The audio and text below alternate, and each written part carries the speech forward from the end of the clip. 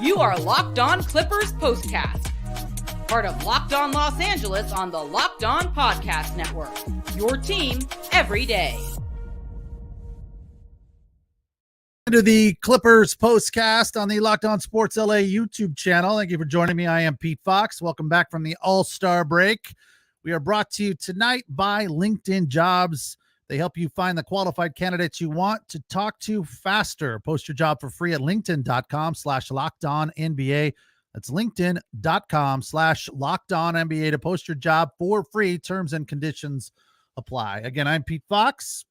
You can find me on the Locked On Sports LA YouTube channel or listen to us on the Locked On Clippers podcast feed. Been covering sports in LA for ESPN Radio and NBC Sports Radio dating back to 2007.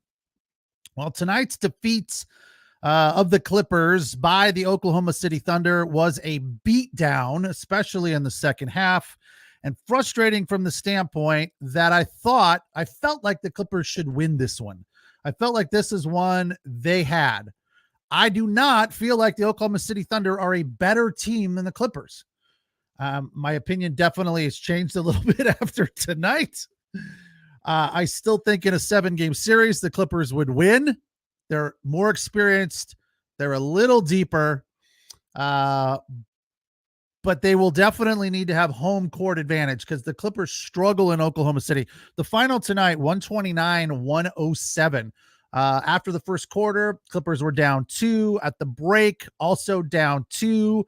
At the end of the third quarter is when Oklahoma City put their foot on the throat and pulled away. A 35-23 third quarter. They led by that point 96-82. And in the fourth, it was over and done with. The Clippers tried to rally. James Harden hit a couple of big threes, but they waved the white flag fairly soon. And, this one was frustrating from a fairly large amount of levels. a basket full of problems for the Clippers in this one. The main one being that they could not deal with the Thunder defense, especially in the paint and under the basket. I don't think I've ever seen them, especially Zubats and Plumlee. Daniel Tice didn't play, but Zubats and Plumlee were struggling. They were challenged under the basket, and mainly because the Thunder were doing something that the Clippers are generally very proficient at, very good at, and that is the active hands.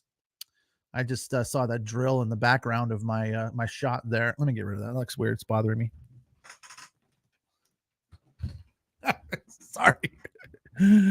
I use that to hang things in my studio, and it's a very important part of my my toolbox, but doesn't fit in with the theme here of the Locked On Clippers postcast. Anyway, back to what one of the major problems for the Clippers tonight was. It was the active hands on defense, both in the paint and in transition for the Oklahoma City Thunder. They were struggling so much to get the ball up into the basket or just, have a decent look at a shot. I mean, the Thunder are so active on defense in the paint. I just, this is the thing that I'm surprised by with this team. I thought they were good. I did not think they were a bad team. Obviously, with a record like 38-17, they're a real team. But obviously, Shai Gilgeous-Alexander, that's why they call him SGA, because it's hard to get out of your mouth, is the real deal. You watch that game and you think, wow, what would this team be if the Clippers didn't trade him? He played just one season for the Clippers and was still fairly young at that point. He's only 25 now, but in 35 minutes, he was 12 of 19, had 3 threes for 31 points, and just practically unstoppable. So you got to deal with him, and I don't know how you deal with him because he's so nimble and he hits that fadeaway with such regularity. Again, he only missed 7 shots, so he's a lot to deal with. The other guy that the Clippers had a lot of problem with tonight is that Holmgren character, who's like 7'4" and can shoot the deep ball. He plays defense. He just does it all. Now, the last time out, the Clippers beat the Thunder, but that was in LA, 128-117 the final. That's when Paul George went off for 38. Holmgren kind of went away in the second, and I thought maybe we'd have the same situation tonight because he's a young guy. He's like 21 years old, but I think he had 11 or 12 at the break and finished with 17. So all in all, a very good night, 10 rebounds. As I said, can shoot the three. He was 3 of 6 from beyond the arc, 6 from 12 from the floor. So did a little bit of everything. And that guy's a lot to deal with. It felt like at times in the second half, especially the fourth quarter, that the Thunder had 6 guys on the floor. I mean, the Clippers not passing, settling for bad looks. Russell Westbrook was up to his old tricks of penetrating with way too much energy and missing easy layups. He missed 3 or 4 of them. So that was frustrating. It started off in the first half for them okay. When Russ came into the game, the energy for the team changed. Things started looking better for them. They grabbed the lead, but then turned right around and gave it up. The Thunder went on a 9-0 run like in the first quarter after the Clippers had gained the lead. Right after Russ came in, they had 6 turnovers. The Thunder turned those into like 12 points or something. So just, those are the kind of things that you look at and you say, all of that is a problem. All of that cannot happen if you guys want to make a run at winning a title. They have to make more shots.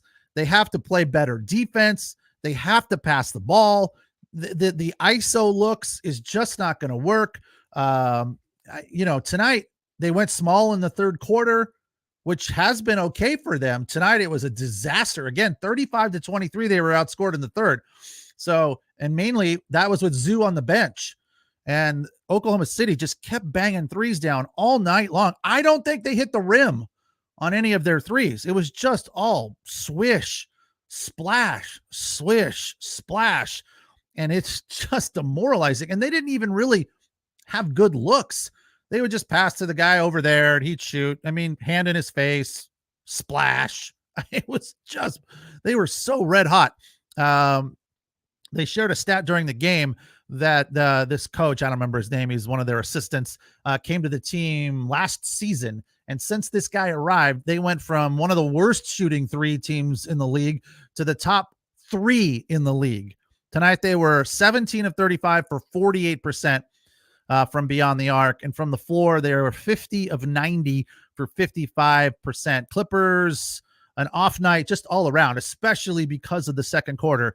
They were 12 of 32 from beyond the arc and 45% from the floor. That's 42 for 93. We'll come back and we'll get into the bucket list, which is not fully complete when the game was over about midway through the third quarter. So we'll do that, break down the big buckets of the night for the Clippers right after this. All right, I want to tell you about LinkedIn. As you know, at the start of the new year, every small business is asking themselves the same question. What's the one thing we can do? What's the one move I can make that'll make my business go to the next level this year in 2024? Well, LinkedIn Jobs knows that the success of you and your small business depends greatly on the people that you surround yourself with. That's why LinkedIn Jobs has created the tools to help you find the right professionals for your team, wherever it may be. Most importantly, it is free and happens very fast. LinkedIn Jobs is not just another job board. LinkedIn has a vast network of more than 1 billion professionals, which makes it the best place to hire. Hiring is very easy. Many professionals find quality candidates in a very short period of time. 86% of the small businesses get qualified candidates within 24 hours. LinkedIn Jobs also knows that small businesses are wearing so many hats and might not have the time or resources to hire. Thankfully, with LinkedIn, the process is intuitive, quick, and easy. So you don't have to worry about trying to navigate around the website. It's very intuitive and simple. Post your job for free at linkedin.com/LockedOnNBA. That's linkedin.com/LockedOnNBA to post your job for free. Terms and conditions apply.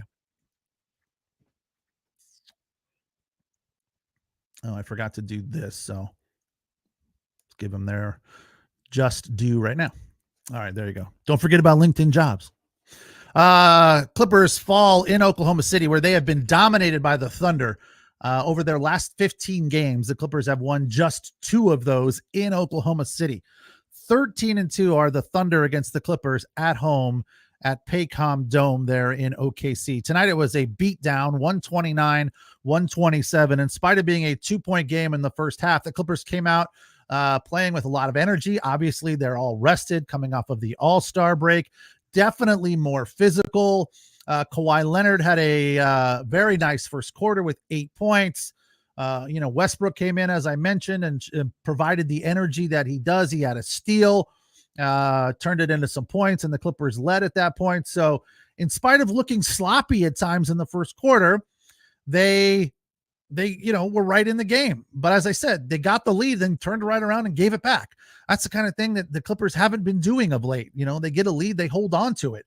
Or if you go back to the Warriors game just before the break, where they were out of it for 3.5 quarters, they were always hanging around. They were down 8, 10, 12, and then they bring it back to 6, 5, 4, and then the lead would go back up to 10, then it go back to 8. They were always just kind of in it. They were never really out of it, in spite of playing like garbage for 3.5 quarters. And then in the fourth quarter, Norm Powell got hot, hit 4 or 5 threes in a row, and they won the game. So, that's a good place to be. That's a good tool to have in your tool belt. But you can't expect to win series and beat good teams like that. You can't hang around and then dig it out of the dirt, as Brian Seaman likes to say, and win the game. The Clippers, since December 1st, when they've been playing well and have the best record in the NBA, have been very notorious for getting a lead and holding on to that lead. So you feel good about the fact that they're deep enough that when they do get behind, they can come right back like they did in the first quarter. But when they stop making shots, then you have to do it the hard way, playing defense, shutting down the other team in the lane. When you get the ball, find good looks, not settling for bad looks, not playing iso ball, not giving it to Russell Westbrook, and he dials it up to 140% and tries to penetrate against 3 guys. And it's quite remarkable, because sometimes it works, but more often than not, it doesn't. He is a highlight reel at times with it when it comes to penetrating and elevating towards the hoop. As a matter of fact, on our bucket list, he has the number 5 bucket of the night. It was a floating reverse layup, which was just beautiful. Gave the Clippers a 21-16 lead at the 5:19 mark of the first quarter. He can do it.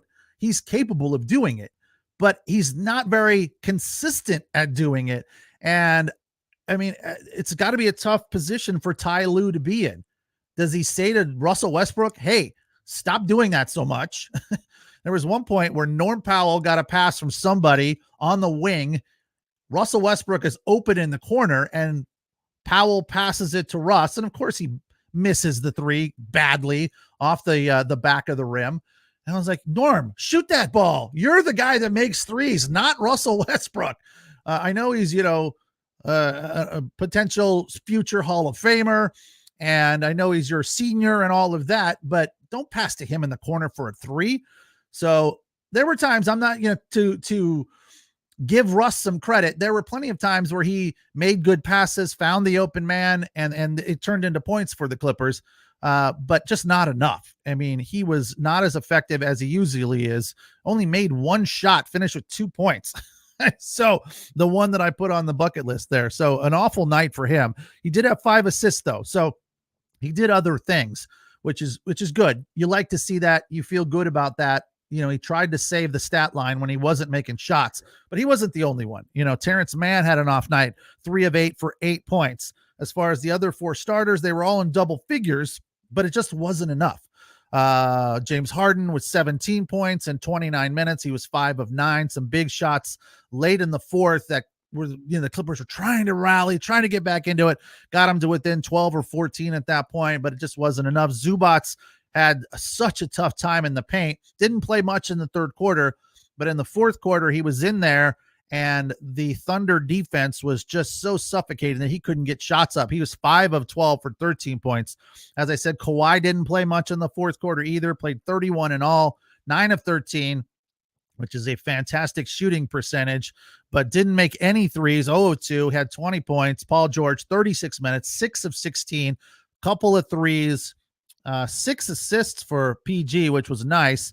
Finished with 14 points and did make it to the bucket list. He's at number 3, but first let's go back to number 4. Amir Coffey had a beautiful layup in the final seconds of the first quarter, right at the 44-second mark. Layup and the foul. He made the bucket. That made it 33-32 Clippers, but then Oklahoma City answered, and as I said, grabbed that lead to get it back to 35-33 OKC. On to the second quarter, Paul George hit a big three. It was a nice play where he penetrated, kicked to the corner. Whoever he threw it to, might have been Terrence Mann, got it back to him, and then Paul George shot the three from the corner, and it went in at the 3:49 mark to make it 53-52 Clippers. So there were plenty of opportunities for them to pull away in this game from the Thunder and win it, but they just couldn't ever do it because the Thunder never let up.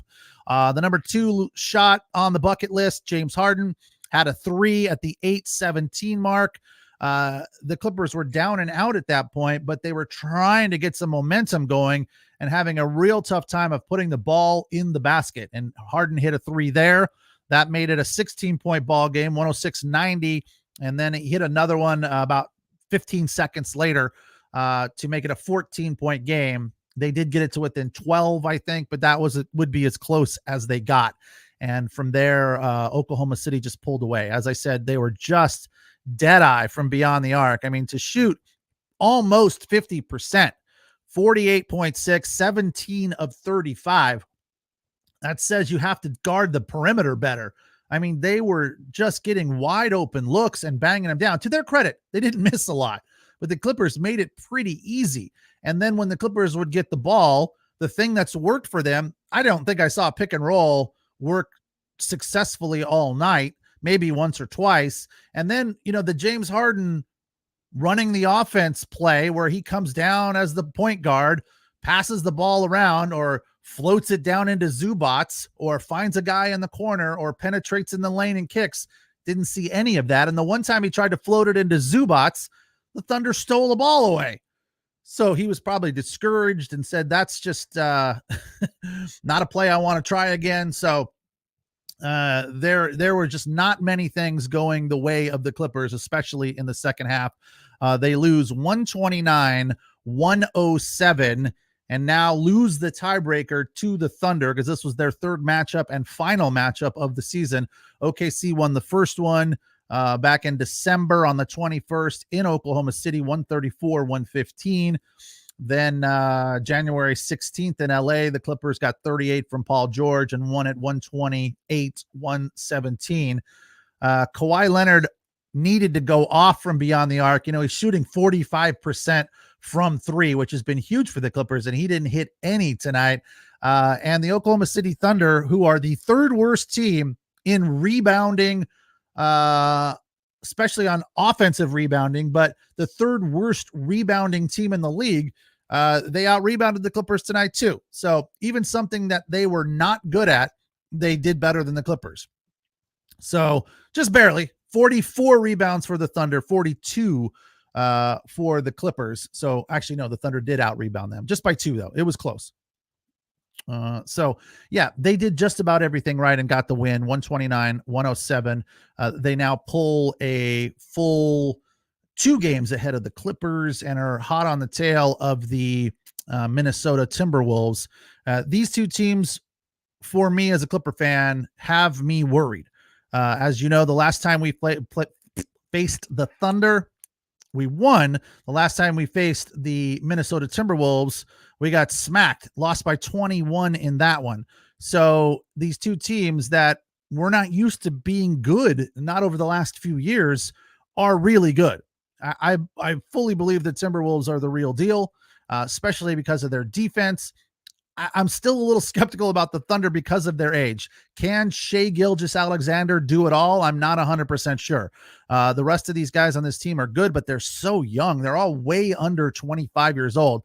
So the Clippers are now 3 back of the T-Wolves and 2 back of the Thunder, but still in third place, tied with the Denver Nuggets. So it's not all that bad.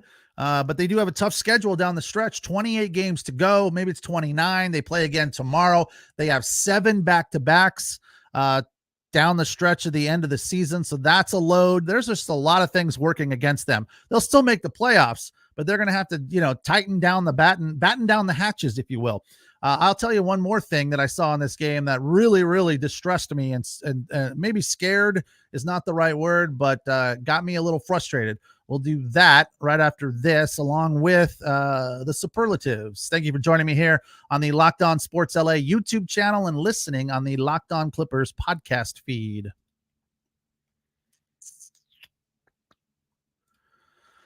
All right. As we were talking, Clippers are heading towards the playoffs, and now that the NFL season is over, we focus to that. The NBA playoffs approaching very fast, and now is the time to get in on the action for the playoffs with FanDuel, America's #1 sportsbook. Right now, new customers get $150 in bonus bets guaranteed when you play a $5 bet. That's $150 bonus bucks. Win or lose. That's pretty amazing. The app is so easy to use. There's so many different ways to use it. Same game parlays. You can find a specific player or bet in the new Explore tab. You can make in-game parlays in the Parlay Hub. It's the best way to find the most popular parlays and a whole lot more. So visit FanDuel.com/lockedon and make your first bet a layup. FanDuel, official partner of the NFL.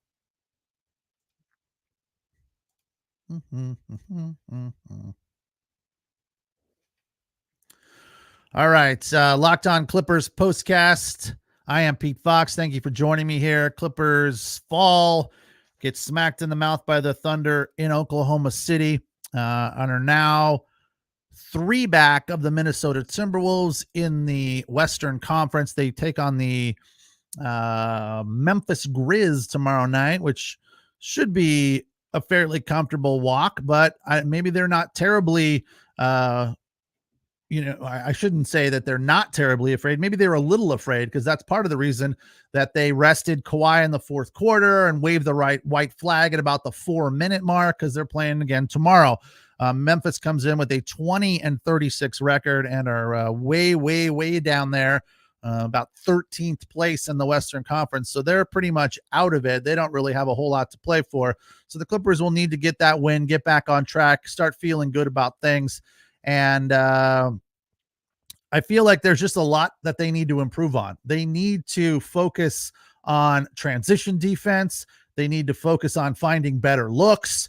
They need to clog up the lane more. Oklahoma City had so many just easy penetrations. They're like, they'd pass the ball to the guy at the top of the key, and he just stroll down into the lane for a layup, and then they get frustrated and commit a stupid foul. So it'd be an and one. And the thing there's a couple of things that I'm really worried about. One of them, way up there on my list of things to be worried about with this team, is in the fourth quarter, I felt like they had no fight, right? Yeah, they were down 16 at that point, I think. What was it? At the end of the third, it was 96-82. So they were down 14 going into the fourth quarter. And it really just felt like, yeah, you know what? We gave it our all for 3 quarters and we're done. All right. There was just no fight in the fourth quarter. And I don't think that's acceptable. It's just, it's not what a championship team does.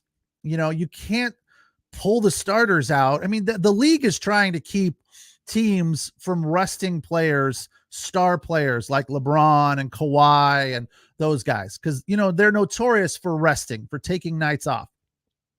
To Kawhi Leonard's credit, he has not done a lot of that. When he missed a game a couple of nights ago before the All-Star break last week, it was because he had that adductor strain in his hip. So it was a deal. It was a thing. He looked fine tonight. I was starting to wonder if maybe it had flared up again in the fourth quarter when he wasn't playing. But no, he got back in. Well, no, he was on the sideline getting ready to come back into the game, and that was right about the 5-minute mark. And then the Thunder scored a few more, and then Ty Lue waved the white flag, and everybody went and sat down, and they put the bench guys in. So I feel like they need more fight, even if it's just like faux fight, practice fight. I mean, I realize when you get to the playoffs, 7-game series, it's a whole different thing. And I feel like the Clippers will be okay if they run into the OKC Thunder, because they're more experienced. They have guys on that team that have won championships, namely Kawhi Leonard. So James Harden is a more experienced player. Paul George is a more experienced player. And of course, they get crap from a lot of people calling them old, right? That's the knock against the Clippers. Well, they're old. They're old. Okay. They're older. Russell Westbrook is old. Sure. I don't know that Kawhi Leonard and Paul George are all that old, but they're older than 25. They're closer to 30. I don't know all of their ages off the top of my head, but the fact is that, yeah, they're older, but with that comes experience. And I don't think that will prevent them from winning a title. What will prevent them from winning a title is giving up in the fourth quarter in a game that you feel like you're out of. And the other thing is just not showing fight. You have to go out there and battle.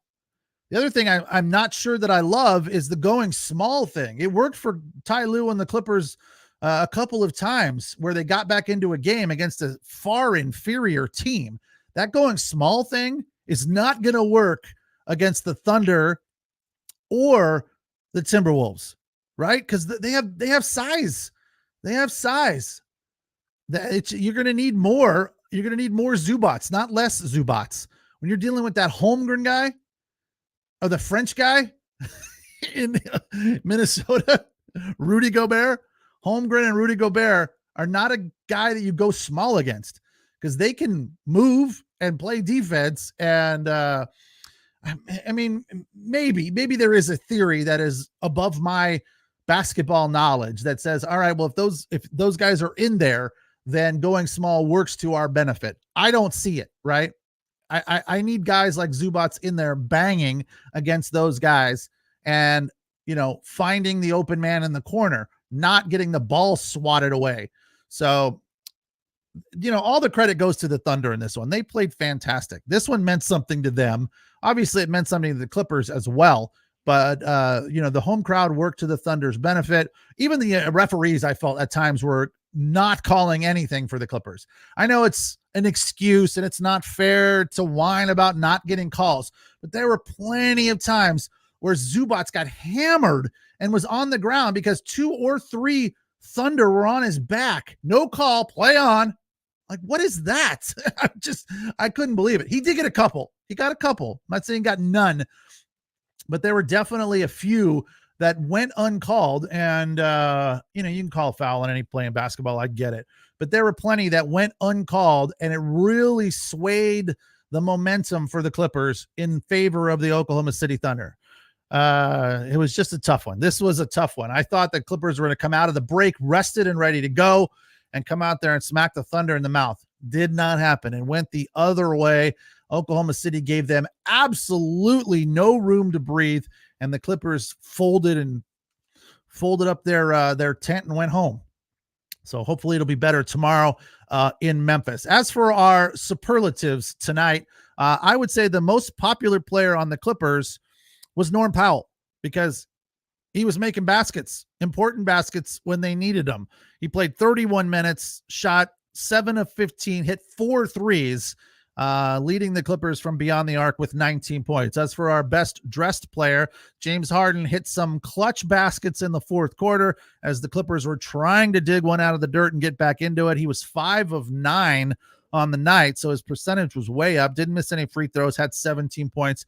And our best smile, in spite of not playing all that much in the fourth quarter, the guy who doesn't smile, Kawhi Leonard, 9 of 12 on the night.